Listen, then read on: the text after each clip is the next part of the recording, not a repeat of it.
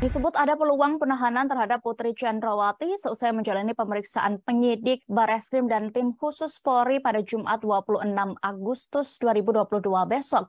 Kuasa hukum Putri Arman Hanis memastikan kliennya bakal kooperatif memenuhi panggilan penyidik tim khusus terkait kasus ini. Pemeriksaan besok akan menjadi yang perdana setelah Putri ditetapkan sebagai tersangka pembunuhan Brigadir Nofrian Syah Yosua Huta Barat. Arman mengatakan bahwa pihaknya akan mengajukan sejumlah hal yang menjadi hak bagi Putri saat diperiksa perdana, termasuk soal kondisi kliennya yang masih memiliki seorang balita. Terpisah sebelumnya, Kadif Humas Polri Irjen Dedi Prasetyo menjelaskan terkait penahanan terhadap Putri tergantung pada pertimbangan penyidik.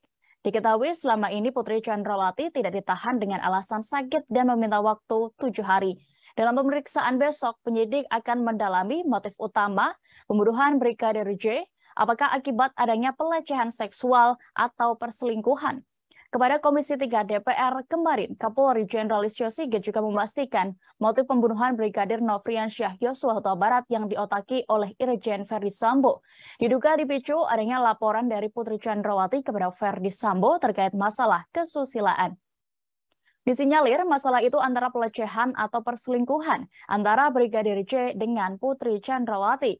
Adapun sebelumnya juga telah dipaparkan dugaan peran yang dilakukan Putri Chandrawati dalam kasus pembunuhan Brigadir J. Kabareskrim Mabes Polri, Komjen Agus Andrianto memaparkan ada pertemuan di lantai 3 di rumah Irjen Verdi Sambo yang ada di Jalan Saguling. Pertemuan itu dihadiri oleh Verdi Sambo, Putri Chandrawati, sang sopir, yakni Kuat Ma'ruf, Baradae dan juga Bribka Riki Rizal. Selesai rapat tersebut, Putri Chandrawati menjebak Brigadir J untuk ikut bertolak ke rumah dinas Irjen Verdi Sambo. Selain menjebak Brigadir J untuk datang ke rumah dinas, Putri Chandrawati juga menjanjikan uang pada para tersangka. Baradae sebagai eksekutor dijanjikan uang senilai 1 miliar rupiah.